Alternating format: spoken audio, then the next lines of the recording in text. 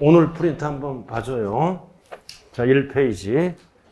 자, 집이 두 개인데 하나로 봐서 1세대 1주택 특례주택이네요. 자, 실수요 목적 두 번째 칸. 부득이한 사유가 해소된 날로부터 3년 이내에 항상 종전거를 팔아야 돼요. 부득이한 사유가 뭐야? 취약, 근무상, 질병, 치료. 그래서 지방 가서 수도권 밖에 가서 하나 샀다고요. 자, 출제되는 거는 실수요 3년 이내에요. 취약, 근무상, 질병, 치료로 인해서 수도권 밖에 가서 하나 샀다고요. 3년 이내에 팔아야 돼요. 그리고 동거복량은 몇 년? 10년. 항상 10년 옆에는 먼저. 아무거나 먼저예요. 혼인은 몇 년? 5년. 5년. 그리고 나머지는 상속주택 부득이하죠? 문화재주택 보존해야죠? 농어촌주택 발전시켜야 돼. 이거는 양도시기야 제한이 없어요. 언제든지 뭐를 팔면 된다? 일반주택. 자, 상속주택은 아까 배웠죠? 부득이하니까 언제든지 일반주택을 팔면 돼요. 그리고 뭐다? 문화재주택과 일반주택을 갖고 있으면 언제든지 일반주택을 팔면 된다고요. 그 농어촌주택과 일반주택을 갖고 있으면 언제든지 일반주택을 팔면 된다. 단 귀농에서 농어촌주택을 하나 갖고 있죠? 귀농은 투기 방지를 위해서 몇 년 이내에 팔면 된다? 5년 이내. 그래서 출제는 혼인까지 돼요. 알아들었어요? 혼인까지만 지금까지 출제됐다고요. 나머지는 그래서 기본서에 없는 거예요. 자, 밑에 고가주택 나왔네. 자, 밑에. 자, 고가주택은 1세대 1주택 2년 이상 보유하고 팔아먹을 때 조정대상 지역은 2년 거주해야죠. 그래서 고가주택은 실거래가액이 얼마 초과? 12억 초과입니다. 그래서 12억 초과분만 비율만큼 과세해요. 자, 15억에 팔았다. 15억에 팔면은 12억 중에 15억에 팔았죠? 그럼 15억에 팔았으면 15억에다가 얼마를 빼? 12억. 그럼 15억 중에 3억만. 이게 비율이잖아요. 양도가액분의 양도가액 마이너스 12억을 빼야죠. 그럼 12억 중에 3억만 과세한다고요. 비율만큼. 20억에 팔았으면 20억 중에 12억 빼면은 얼마예요? 8억만 과세한다고요. 20억 중에 8억 비율만큼만. 됐어요? 계명주택. 자, 주택면적이 비주택보다 클 때는 전부주택이죠? 단 고가주택 제외예요. 항상. 고가주택은 따로따로 봐요. 따로따로. 12억까지는 뭐다? 전체를 주택으로 봐요. 고가주택 제외. 그럼 고가주택은 뭐다? 주택 부분만 비과세고 상가는 과세한다고요. 고가주택 제외. 자, 다가구는 하나로 보죠? 하나의 매매로 먼저 양도할 때는 전체를 먹게로 본다. 하나로 본다. 공동으로 본다. 뭘로 본다? 단독으로 봐서 12억까지는 비과세예요. 12억을 넘어가면 비율만큼 과세를 합니다. 아까 다 프린트로 다 정리됐어요. 자, 기본서로 돌아가죠. 224쪽 보유기간의 특례가 나왔네요. 자, 223쪽을 보자고요. 보유기간의 계산. 223쪽. 223쪽. 보유기간은 일반적인 거는 어떻게 배워요? 일반적인 거는 어떻게 배워? 일시적 취득일로부터 언제까지 따진다? 양도일까지 따진다. 그 얘기네요. 일반적인 거. 자, 그 다음 니은. 거주하거나 보유하거나 중에 소실, 무너짐, 노후 등으로 멸실됐다. 그럼 재건축을 했죠? 그럴 때는 보유기간을 어떻게 따진다?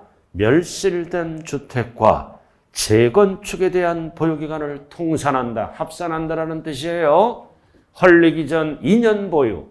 완공된 후 2년 보유하면 4년으로 봐주겠다는 거죠. 이때 재건축 공서기간은 포함하지 않는다. 이거는 정비법이에요. 도시 및 주거환경 정비법에서 재건축이 들어가요. 이럴 때는 보유기간을 어떻게 한다? 포함하지. 이때 재건축 공사기간, 이거는 아버지가 헐어서 다시 지은 거야. 이거는 개인이 지은 거라고요. 그러나 옆에 저거 정비법에 의해서, 정비법에서 재건축이 들어가면 이런 경우는 공사기간을 포함합니다. 정비법, 도시 및 주거환경 정비법에서 재건축이 들어가면 공사기간을 포함하고, 이건 정비법이 아니라 개인이 지은 거예요. 재건축. 정비법은 포함한다고요. 왜 여기는 포함하지 않아? 공사기간을 늘리잖아. 부모님이 삽 한 번 삽질하고 6개월 있다가 삽질하고 8개월 있다가 삽질하고 계속 보유기간이 늘어나죠? 안 된다 이거죠. 자, 그 다음 그래서 디귿이 나오는 거야. 정비법. 정비법이 나왔잖아요.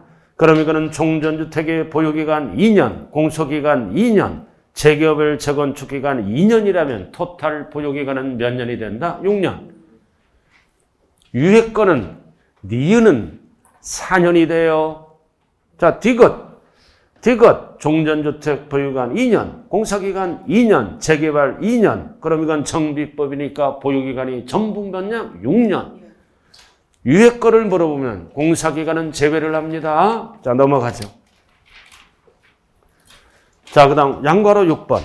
자, 이게 시험에 나옵니다. 양괄호 6번. 보유기간의 특례. 이게 시험에 나와요. 다음 경우에는 2년 이상 보유기간에 제한을 받지 않는다. 원칙은 팔아먹는 거는 2년 보유해야죠. 받지 않고 비과세를 인정해주는 경우다. 이 경우에도 1세대 1주택 요건은 충족해야 비과세를 받을 수 있게 된다. 자, 그럼 지금부터 1번, 2번, 3번, 4번은 뭐다? 1주택을 팔았다는 거야. 1주택. 1주택을 팔았는데 뭐를 안 따진다? 2년 보유 제한을 받지 않는다. 자, 뭐를 팔았어? 1번. 임대주택. 자, 집 하나. 무슨 주택이 있어? 임대주택. 그럼 임대주택은 뭐만 따지면 된다? 요건이 뭐다? 임차일로부터 양도일까지 기간이 뭐다? 5년 이상.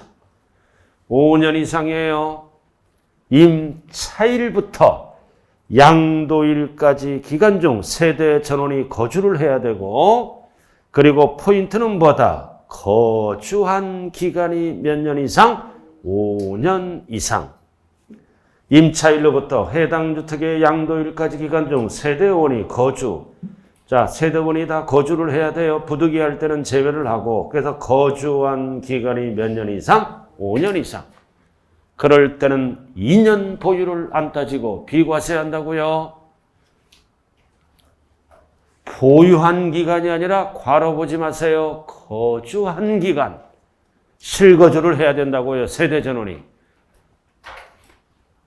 그러나 부득이하게 거주를 못했을 때는 거주 못한 경우도 포함을 해주고요. 자, 임대주택이야. 임대아파트에 입주했다고요. 그럼 2년 보유 안 따져요. 실거주, 거주한 기간이 몇 년 이상? 2년 이상일 때는 2년이 아니라 5년. 왜 5년이에요? 왜 수많은 주차 중에 5년일까요? 임대아파트에 입주하면 5년 살다가 건설회사와 협의를 통해서 분양전환이 된다고요. 그래서 LH 아파트에 입주해서 임대아파트 알아들었나요? 5년 살다 분양받는 요건이 충족돼요. 주민들이 뭐 2분의 1 찬성이나 또는 3분의 2 찬성하면 임대 전환된다고요. 그럴 때는 9억까지는 비과세합니다. 자, 그 다음 두 번째는 뭐다? 공공사업 양도. 우리의 1주택이 수용당한 거야, 이거. 수용. 자, 수용은 언제 당해야 돼? 괄호 사업인정 고시일 전에 취득한 주택이 수용당해야 돼요. 후는 특이 목적이에요. 전에.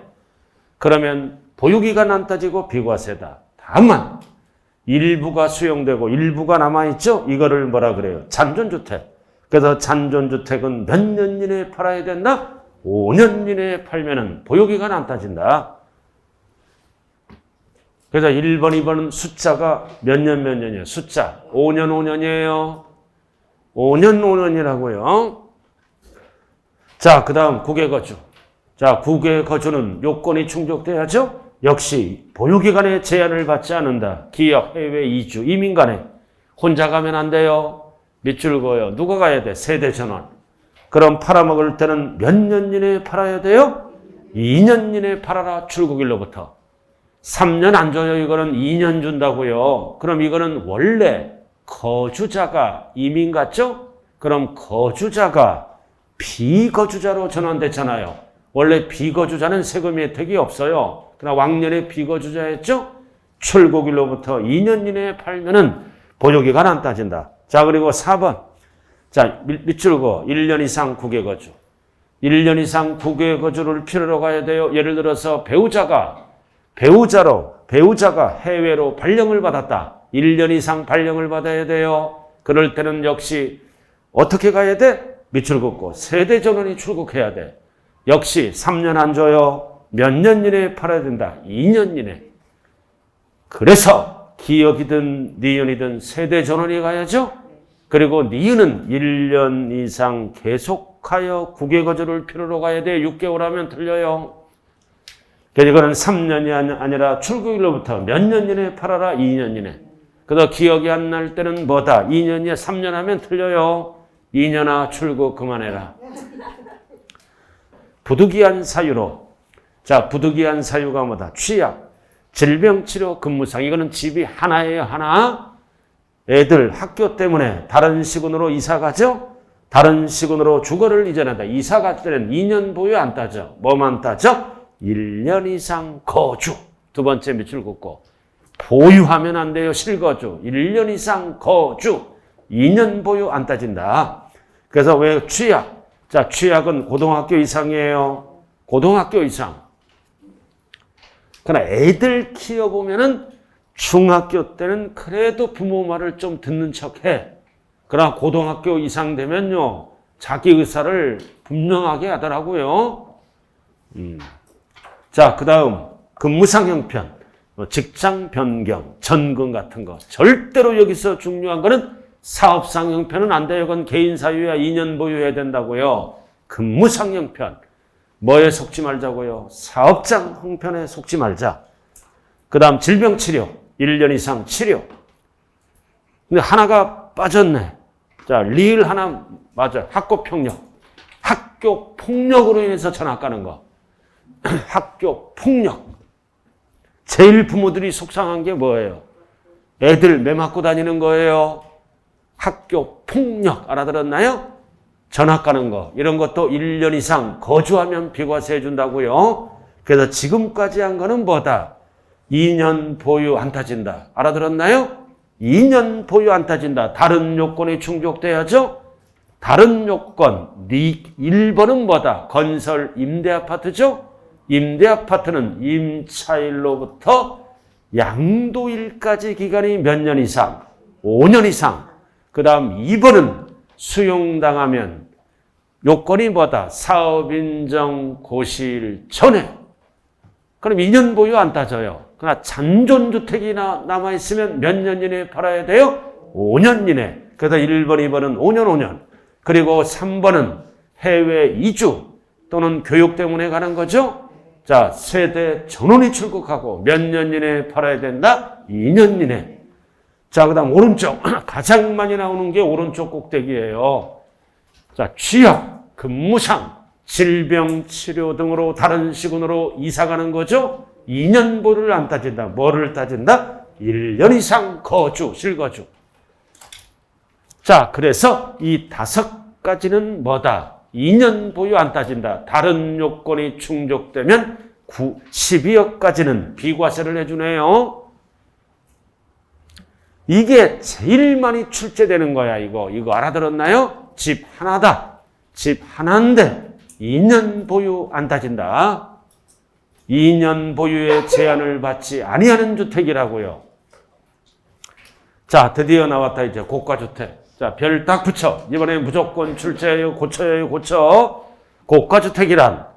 자, 딸린 토지가도 실지 거래가액이 얼마 초과? 12억 초과에 12억 초과. 12억 초과하는 거라고요. 12억으로 법이 바뀌었어요. 12억입니다. 자, 그 다음 겸용주택이다. 자, 겸용주택은 1세대 1주택 판단 시 면적보다 크더라도 주택 부분만 주택으로 보아 고가주택 여부를 판단한다. 그래서 겸용주택이 12억이 넘어가죠? 그럼 겸용주택이 12억이 넘어가면 뭘로 변해버리는 거야? 고가주택으로 변한다는 뜻이에요. 고가주택으로 변한다는 뜻이라고요. 알아들었습니까? 자, 그 다음 다가구 주택도 마찬가지다. 다가구 주택 나와 있죠? 전체를 하나의 주택으로 보아 단독주택이죠? 자, 고가주택 여부를 판단한다. 그래서 2번, 3번도 뭐다? 12억이 넘어가면 고가주택이 된다라는 뜻이에요. 자, 넘어가죠. 자, 양괄호 2번. 자, 고가주택에 대한 규제네요. 1세대 1주택 적용 배제. 자, 하나더라도 9억, 아직 9억이 아니라 12억까지는 비과세죠? 배제. 이것도 고쳐야 돼요. 초과에 9억 원 초과 아니라 법이 바뀌어서 얼마다? 12억 원 초과라고요. 12억 원 초과라고요. 초과. 9억을 고치라고요. 즉 1세대 1주택 2년 보유 요건을 충족한 경우라도 안부를 통해서 얼마까지? 9억이 아니라 얼마라고요? 고쳐야 돼요. 고쳐야 된다고요. 12억까지는 일반 주택으로 보아 비과세를 적용하지만 또 고쳐 9억이 아니라 12억 원을 초과하는 부분에 대해서는 고가주택에 해당하기 때문에 비과세를 배제한다. 과세한다. 여기 봐. 식 있잖아. 식 이거. 식. 자, 고가주택에 대한 양도 차익은 어떻게 구한다? 일반적인 양도 차익, 전체 양도 차익에서 양도가액분의 양도가액 마이너스 12억 원. 결국 이것은 뭐다? 12억 원을 빼면은 12억 초과가 남죠? 12억 초과 부분만 과세한다는 뜻이에요. 그래서 박스가 나왔잖아요.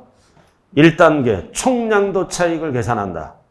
총양도 차익을 계산하여 양도가액에서 필요경비를 빼고 우리가 알아야 거는 2단계예요. 총양도 차익을 고가적으로 나누어 계산한다. 안분해서. 이것도 고쳐요. 총양도 차익 곱하기 양도가액분의 양도가액 마이너스 9억이 아니라 뭐라고요? 마이너스 12억. 결국은 이거 뭐다? 12억 초과 부분만 과세한다는 뜻이에요. 9억짜리는 전부 12억으로 고치라고요. 예제. 문제 나왔잖아요. 한 마음속으로 문제라도 한번 읽어봐요.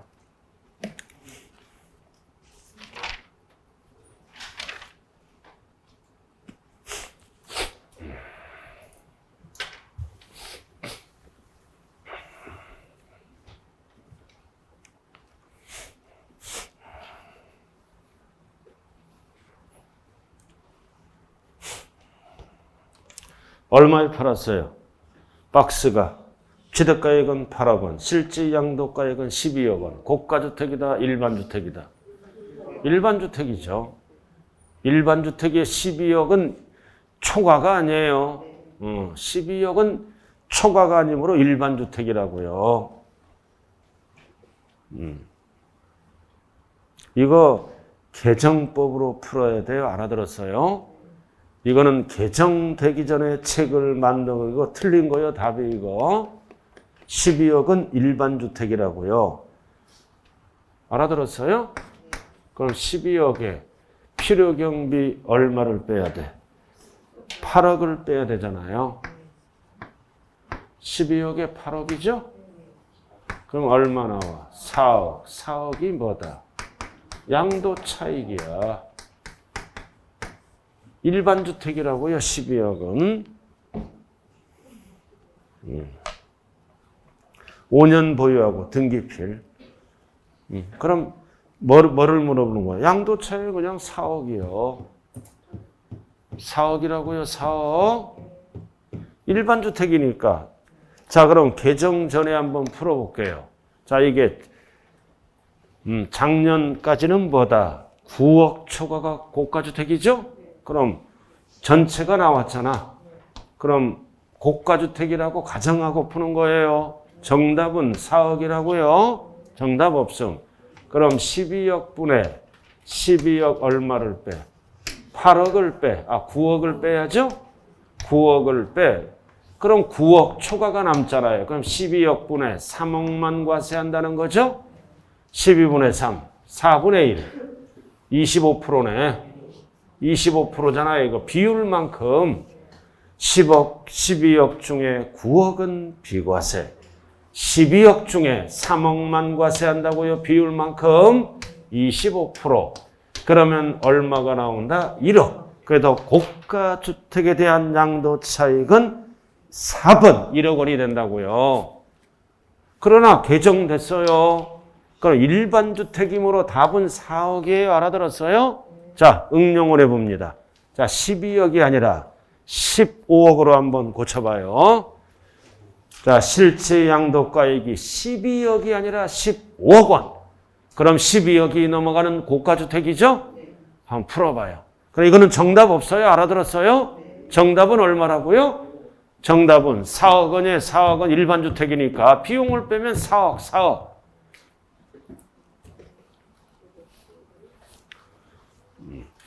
15억이라고 한번 풀어보라고요. 그럼 고가주택이에요.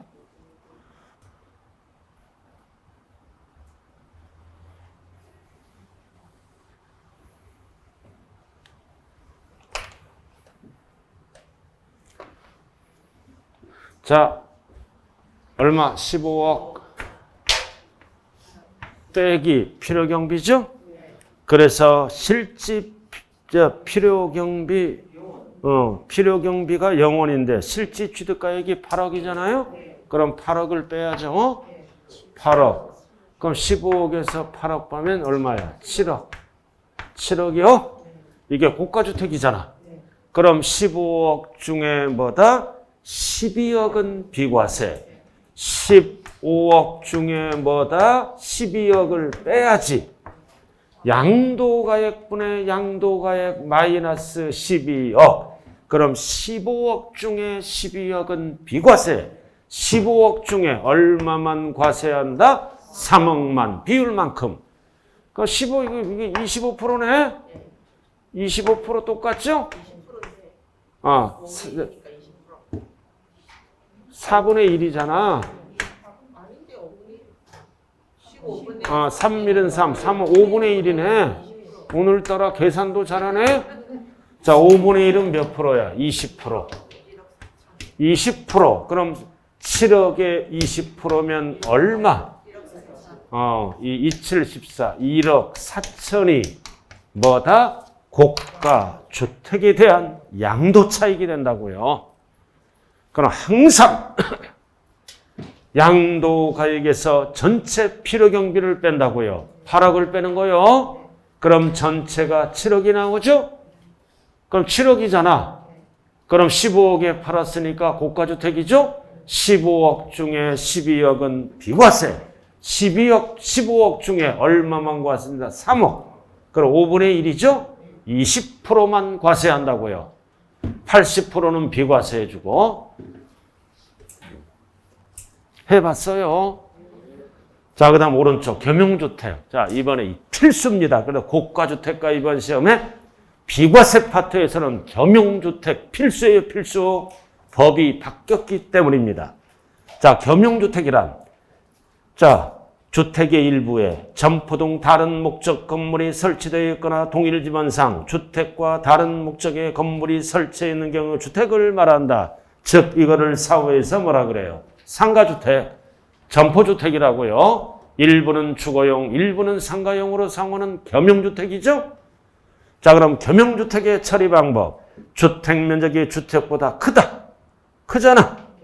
자, 기업, 건물 면적, 1주택 규정을 적용할 때 하나의 건물이 주택과 주택보다 복합되어 있다. 복합, 겸용이죠. 주택 면적이 주택에 비해 클 때에는 뭘로 본다? 전부 주택으로 본다. 전부 주택으로 봐요. 클 때는. 알아들었나요? 단 시행령 얼마 넘어가는 거? 9억 원 고쳐. 12억 원 초과 고가주택이죠? 겸용주택이죠. 고가주택으로 바뀌면 어떻게 된다? 겸용주택의 주택면적이 주택면적보다 크더라도 따로따로 계산합니다.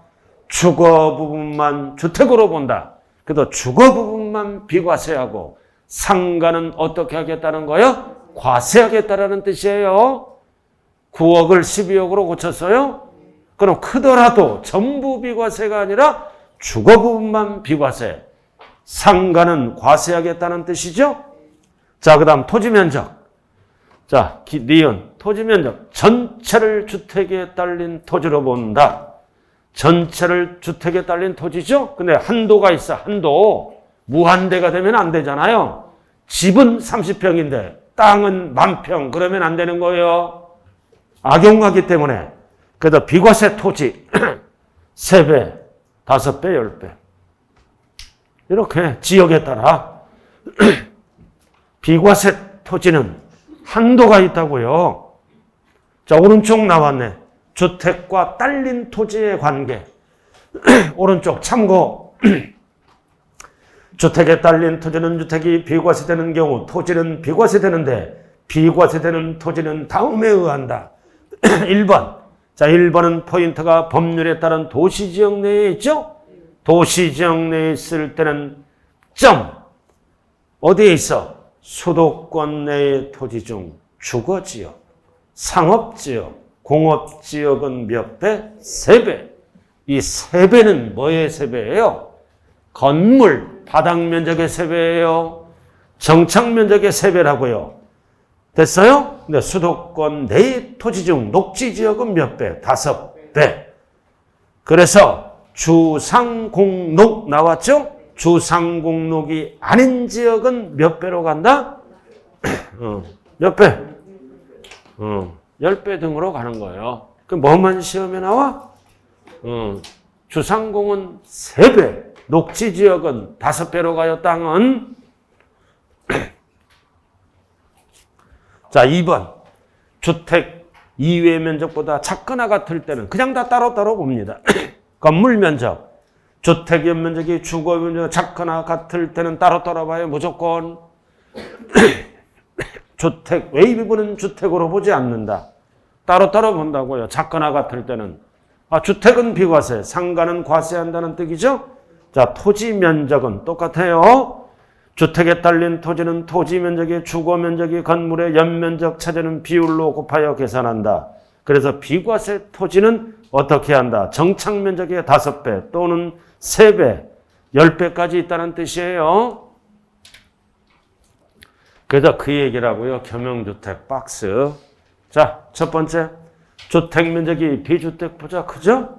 그럴 때는 전부주택으로 본다. 땅은 어디까지? 5배, 3배, 10배까지를 부수토지로 봐요. 첫 번째. 단 무슨 주택?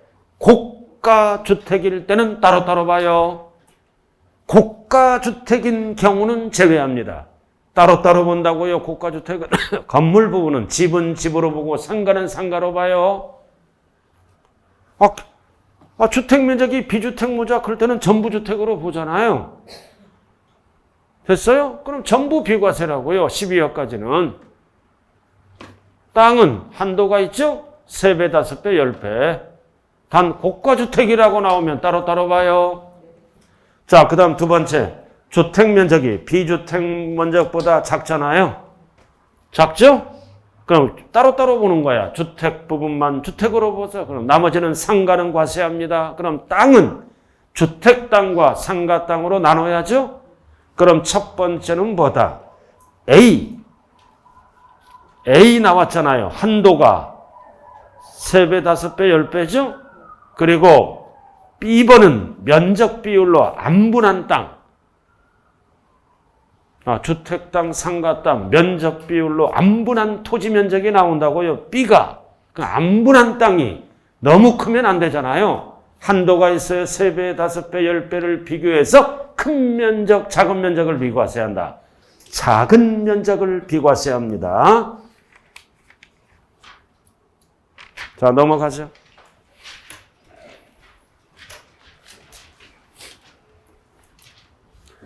자, 여기 보세요.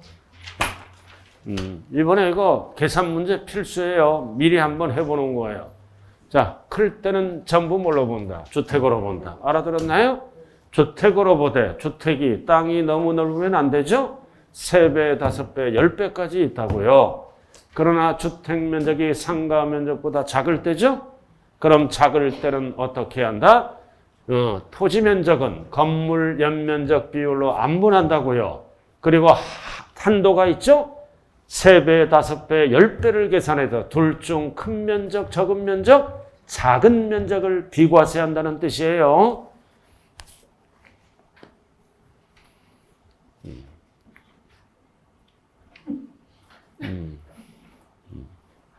그냥 계산을 못하면 하지 마세요. 자, 그럼 사례를 통해서 다시 한번 연습하죠. 중요하니까 228조 꼭대기. 자, 다음과 같은 건물을 취득한 건물 등기필 2년 이상 보여 1세대 1주택이다. 하나에 하나 그 건물을 양도했을 경우 소득법상 양도소득세 뭐를 물어봐? 과세 범위. 비과세 범위를 물어보는 게 아니라 과세 범위를 물어보네요. 자, 그럼 박스. 자, 대지 면적은 400, 건물 연면적은 200, 주거용으로 사용하는 면적은 50, 상업용으로 사용하는 면적은 150. 해당 건물은 수도권 내의 토지 중 어디에 있다? 주거지역. 그럼 주거지역은 한도는 바닥 면적의 몇 배야? 주거지역은 몇 배? 3배. 주상공은 3배예요. 땅값이 높으니까 녹지지역이 5배예요. 한도가. 자, 그럼 일단은 뭐를 구분해야 돼요? 건물 면적. 주택이 큰지 상가가 큰지 같은지를 구분해야죠. 이렇게 주택과 상가 면적을 구분해야 돼요. 그럼 전체 연면적은 몇 제곱이다? 200. 200. 이 중에 주거용은 50인가요? 50. 상가는 150. 그럼 주택이 작네? 주택이 작잖아요. 그럼 상가가 크죠? 그럼 뭐다? 따로따로 보죠. 이럴 때는 주택은 주택으로 보고 상가는 상가로 봐요. 그럼 주택은 비과세. 상가, 건물 부분 150은 과세. 그럼 여기서 뭐를 물어봐? 과세 범위. 그럼 찍더라도 무엇을 찍어야 돼? 150. 150을 딱 찍으면 20초 만에 답이 나오잖아요. 답이 몇 번? 5번. 5번. 이거 과세 범위를 물어보잖아요. 만약에 반대가 되면 200 전부 비과세고 클 때는 전부 주택. 같거나 작을 때는 따로따로 봐요. 답은 몇 번? 5번. 이렇게 쉽게 나오잖아요. 인간적으로 여기까지는 알고 시험장에 가야 돼요. 자, 그럼 이제 땅. 자, 전체 부속 토지가 몇 제곱미터다? 몇 제곱미터요? 400. 이거를 주택 땅과 상가 땅으로 안분해야 됩니다. 그럼 안분할 때는 무슨 비율로 나눈다? 부속 토지를 나눌 때는 항상 연면적 비율로 나눈다고요. 400 곱하기 연면적이 200분의 자기 거 50. 여기는 400 곱하기 200분의 뭐다? 150 이렇게 안분한다고요. 안분하면 부속 토지가 나오겠죠? 약분되잖아요. 2는 4. 그럼 100. 여기는 2는 4. 이렇게 안분했잖아. 합치면 400이 나오죠? 이렇게 안분한 거예요. 면적 비율로. 부속 토지는 뭘로 나눴어? 연면적 비율로 나눴다고요. 이렇게. 자, 그럼 안분한 땅이잖아, 이거. 그럼 한도랑 비교해야죠? 단층 건물이라 가정하면 몇 배야? 바닥 면적에. 주거지역이니까 3배. 3배를 계산해 보는 거야. 한도. 그럼 150이 한도야. 150이 한도라고요. 150까지가 비과세라고요. 한도. 근데 안분한 땅이 100이잖아. 그럼 둘 중 비교해서 큰 면적, 작은 면적. 작은 면적을 비과세하죠. 한도 안에 들어가니까. 그래서 안분한 땅과 부속 토지의 한도를 구해보는 거예요. 둘 중 비교해서 큰 면적, 작은 면적, 작은 면적을 비과세한다. 그럼 300은 과세하겠죠? 그래서 답이 300하고 150이 나온 거예요. 답이 몇 번? 5번. 자, 그 다음 2번 한번 해봐요. 글씨라도 한번. 그래서 시험은 1번 이야기가 2번 이렇게 출제돼요. 그래야 생각을 좀 하게 된다고요.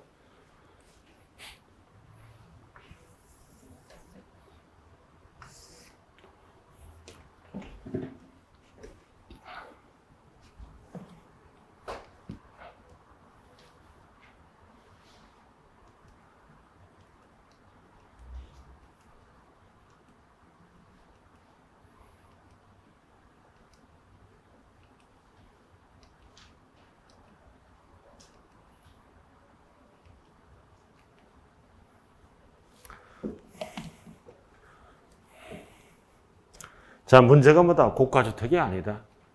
고가주택이 아니에요. 포인트가 고가주택이면 무조건 따로따로 봐요.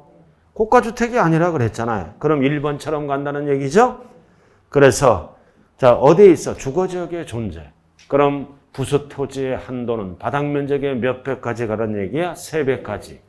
알았죠? 7억 원의 양도였다. 12억이 안 넘어갔죠? 일반 주택이라고요.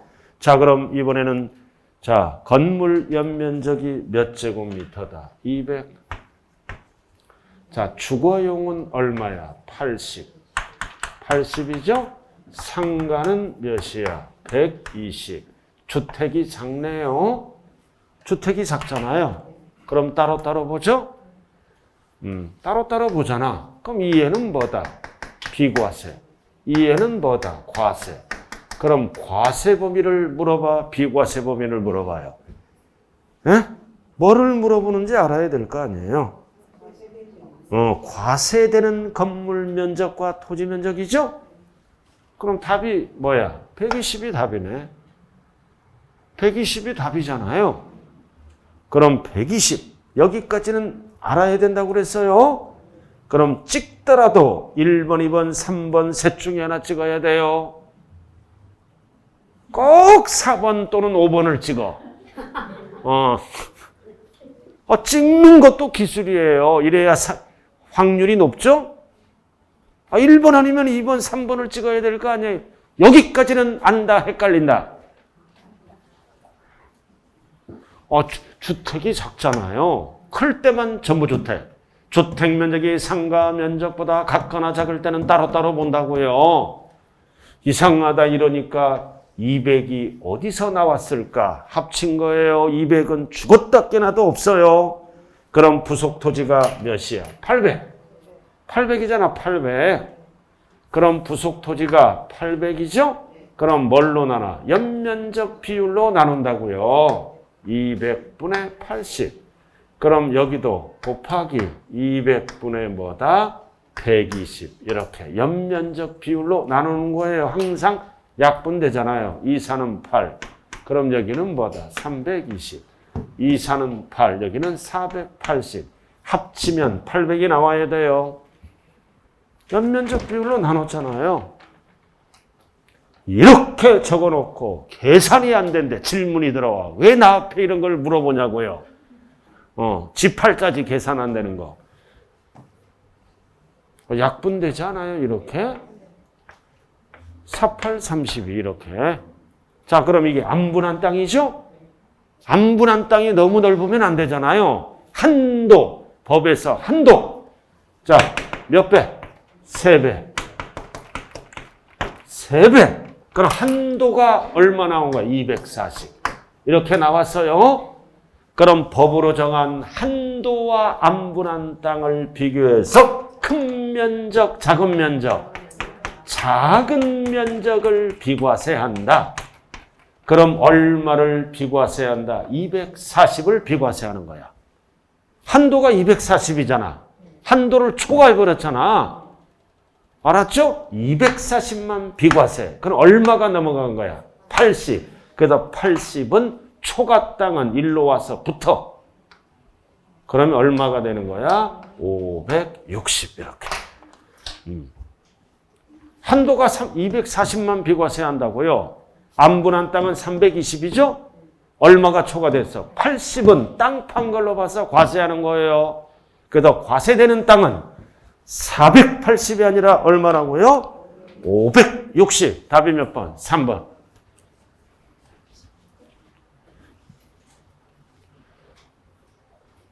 계산해봤어요, 지금. 원래 기본 강의는 이런 거 안 하는 건데 한번 해봤다고요. 법 바뀌었기 때문에. 자, 여기 보세요. 자, 상가주택은 뭐는 알아야 돼? 주택 면적이 상가 면적보다 클 때는 전부주택. 주택 면적이 상가보다 같거나 작을 때는 따로따로 봐요. 따로따로 봐서 안 분한 땅과 한도를 정해서 둘 중 큰 거, 적은 거, 작은 면적을 비과세합니다. 작은 면적을 비과세한다. 땅이 너무 넓으면 안 된다는 뜻이에요. 중요한 거는 3배, 5배 따질 때 주상공은 몇 배?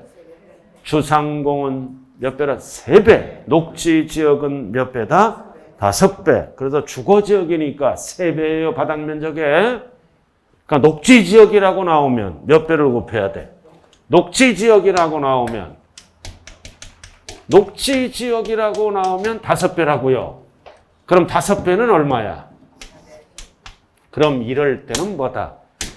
이게 작잖아. 이럴 때는 일로 한 거, 이게 비과세야.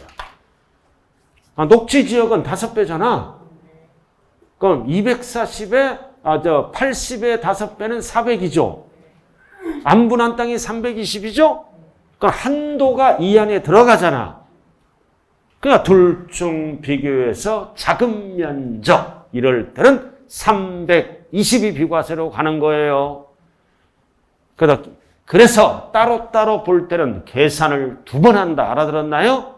첫 번째는 면적 비율로 안 분하라. 그 다음 2번째는 바닥 면적에 3배를 곱할 건지 5배를 곱할 건지 결정하라. 결정해서 한도가 나오면 3번째는 한도와 안 분한 땅 중 비교해서 큰 면적, 작은 면적을 비과세한다. 자, 이렇게 해서 비과세 끝났네요. 자, 양도소득세 계산구조 227조. 자, 여기서부터가 굉장히 어려운 부분이에요. 자, 지금까지 한 거에서 약 2문제 정도가 출제됩니다. 오늘 배운 거에서 비과세 파트에서 1문제, 그리고 우리가 지난주에 양도와 양도로 보지 않는 거 보유기간에서 약 1문제, 그리고 3문제, 4문제는 지금부터 나오는 거예요. 계산구조. 이 계산구조를 반드시 정리를 해야 돼요. 식을 알아야 된다고요. 꼭대기 229쪽. 거주자의 양도소득의 과세표준은 종합소득, 퇴직소득, 과세표준과 밑줄고 구분하여. 양도세는 완전히 별개의 소득이에요. 사업과 관련이 없죠. 구분하여 다음과 같이 계산한다. 합산하여 그러면 안 돼요. 구분하여. 이거를 4글자로 뭐라 그런다? 분류과세. 구분하여. 그래서 양도소득세는 다른 소득과는 합산을 안 합니다. 구분하여. 그러나 양도세끼리는 합산해요. 더하기 빼기 한다고요. 다른 소득과는 합산을 안 합니다. 구분하여. 그러나 양도세끼리는 이익 나고 손실 나면 합산합니다. 다른 소득이잖아요. 퇴직소득 등과는 합산을 안 해요. 이거 4글자로 뭐라 그런다? 분류과세. 자, 출발. 이 식. 반드시 알아야 돼, 식을. 자, 출발이 뭐다? 양도가액. 양도가액이 10억입니다. 그럼 우리가 옆에 적어. 양도가액을 뭐라 그래? 총수입금액이라 그래요. 총 10억. 10억에 팔았다. 4글자로 양도가액. 5글자로 뭐라 그런다? 총수입금액. 자, 그 다음 여기에다 이제 뭐를 뺀다? 필요경비를 뺍니다. 필요경비는 몇 가지를 합쳐서 얘기한다. 3개. 그래서 10억을 얻기 위해서 경비가 지출되죠? 가장 큰 경비는 뭐다? 취득가액. 그 다음 2번째는 뭐다? 자본적 지출액, 양도비용. 필요경비는 세 가지예요. 가장 큰 경비가 뭐다? 취득가액. 그 다음 보유 중에 지출한 거를 뭐라 그래요? 자본적 지출액. 양도할 때 직접 비용, 양도비. 세 가지를 합쳐서 필요경비라고 그래요. 이게 3억이 나갔어. 필요경비는 세 가지다. 취득가액, 자본적 지출액, 양도비를 합쳐서 필요경비라고 그래요. 취득할 때 나간 돈, 취득가액. 보유 중에 나간 돈, 자본적 지출액. 양도할 때 나간 돈, 양도 직접 비용, 양도비. 그러면 10억에서 3억을 빼면 7억이 나와. 이 7억을 뭐라 그런다? 양도 차익이라 그래요. 이익 나면 양도 차익. 손해 날 수도 있죠? 손해 나면 뭐라 그래요? 양도 차손. 손해 났다. 이익 나면 양도 차익. 손해 나면 양도 차손이라 그래요. 이익 나면 양도 차익. 손해 나면 양도 차손. 이익 났죠? 이렇게. 이거를 뭐라 그래요? 사회에서 명목소득이라 그래요. 명목소득을 세법에서는 뭐라 그런다? 양도차익이라고 얘기합니다. 자, 취득가액은 옛날 거죠. 취득가액은 옛날 거를 그대로 적용한다. 물가는 뛰었죠. 물가는 뛰었는데 뭐다? 취득가액은 옛날 거를 적용하잖아요. 알아들었죠? 그래서 물가 상승률을 감안하지 아니한 소득을 명목소득이라 그래. 이거를 세법에서는 양도차익이라 그래요. 취득가액은 옛날 거잖아. 물가는 뛰었잖아요. 그죠? 그다음 물가 상승률을 감안하지 아니한 소득을 경제학용어로 명목소득. 세법에서는 양도차익. 그러니까 세금이 많이 나오니까 이제 뭐를 빼줘야 돼? 법에서 물가 상승분을 빼주는 거예요. 그래서 물가 상승분을 뭐라 그런다? 장기 보유 특별공제라고 얘기합니다. 물가 상승분을 빼줘야죠. 양도세를 줄여줘야 될 거 아니에요. 옛날 취득가액은 낮으니까 양도 차익이 너무 많이 나오니까 요건이 충족되면 물가 상승분을 빼준다. 그러다 지금부터 물가 상승분을 세법용어로 뭐라 그런다? 장기 보유 특별공제. 글씨가 장기 보유한 부동산 등은 특별히 공제해 주겠다. 물가 상승분만큼. 자, 그러면 여기서 뭐가 나온다 이제? 양도 소득 금액이 나와. 물가 상승분을 빼줍니다. 결국 양도세 줄여주는 거죠. 양도 소득 금액이 나와. 이거를 우리는 실질 소득이라고 해요. 사회에서. 그래서 부동산 등을 팔고 번 게 뭐다? 양도소득 금액이에요.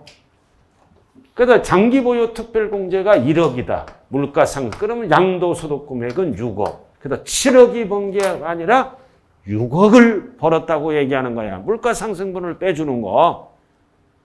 그래서 장기 보유한 부동산은 특별히 물가상승분을 빼주겠다. 장기 보유 특별공제. 그럼 실질소득이 나와요. 이거를 세법에서는 뭐라 그런다? 양도 소득 금액. 이게 번 겁니다.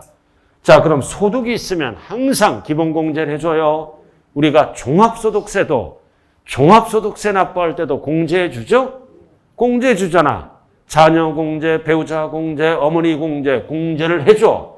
그럼 이것도 이제 기본 공제를 해줍니다. 기초공제. 이 부동산을 파느라고 얼마나 고생이 많았니? 기초공제. 그래서 이 기초공제를 우리는 뭐라 그런다?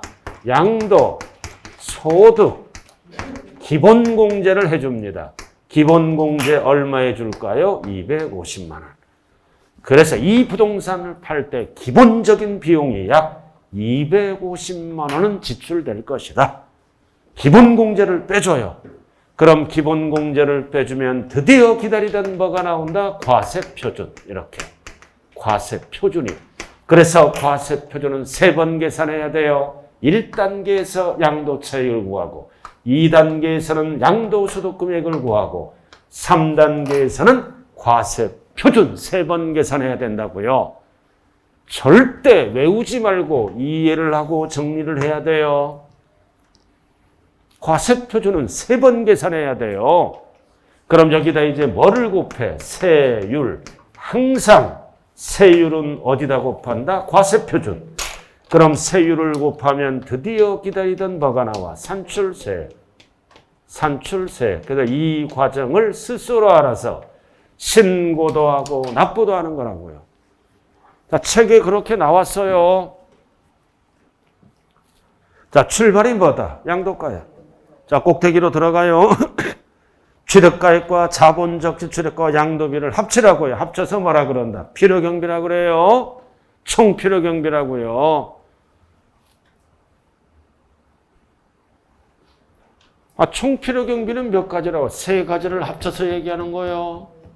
그럼 뭐가 나와? 양도차익. 여기다 물가상승분을 빼주는 게 뭐야? 장특공제. 그럼 실질소득의 이름을 뭐라 그래? 양도소득금액. 그럼 이 부동산을 파느라고 얼마나 고생을 했니? 기본공제.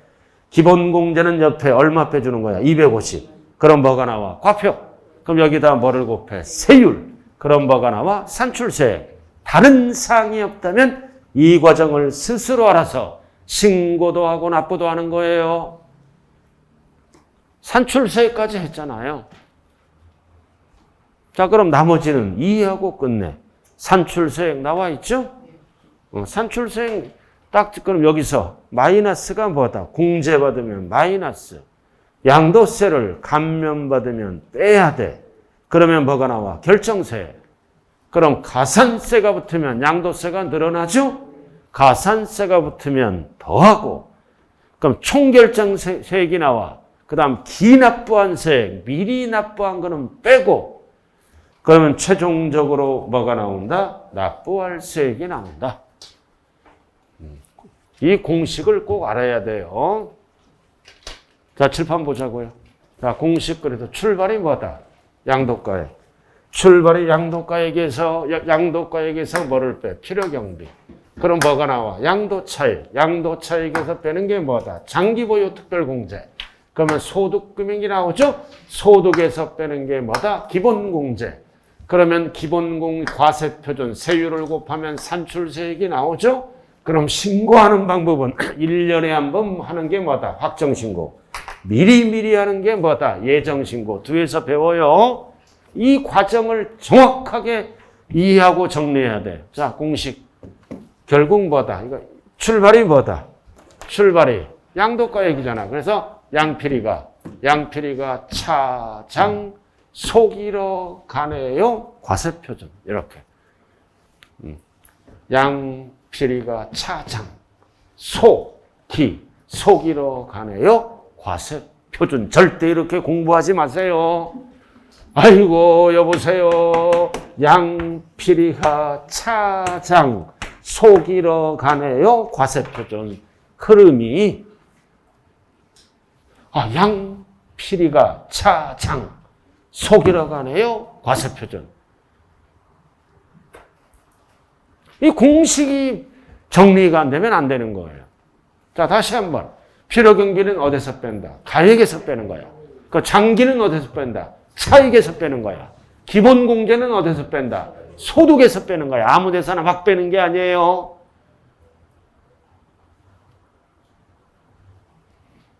자, OX로 한번 답해봐요. OX로. 양도소득금액 계산시. 양도소득금액 계산시 맨 나중에 공제하는 항목은 양도소득 기본공제다. OX. 양도소득금액 계산시 맨 마지막으로 공제하는 항목은 양도소득 기본공제다. OX. X죠? 말귀를 못 알아들었구나. 양도소득금액 계산시 맨 나중에 공제하는 비용은 양도소득 기본공제다. OX. X지 뭐를 물어봐? 제가 지금 이거 물어보잖아. 양도소득금액 계산시 맨 마지막에는 장기보유 특별공제야. 알아들었어요? 양도소득금액 계산시 맨 마지막으로 공제하는 항목은 기본공제다 하면 틀려요. 장기라고요. 다시 한번. 양도소득 과세표준 계산시 맨 마지막으로 공제하는 항목은 양도소득 기본공제다. OX. 이번엔 뭐를 물어봐? 과세표준 물어보잖아요. 양도소득 과세표준 계산 시 맨 마지막으로 공제하는 항목은 뭐가 답이다? 양도소득 기본공제가 답이라고요. 자, 이렇게 해서 1단계는 뭐를 구한다? 양도 차익. 2단계는 소득 금액을 구한다. 3단계는 과세표준. 자, 잠시 쉬었다 하자.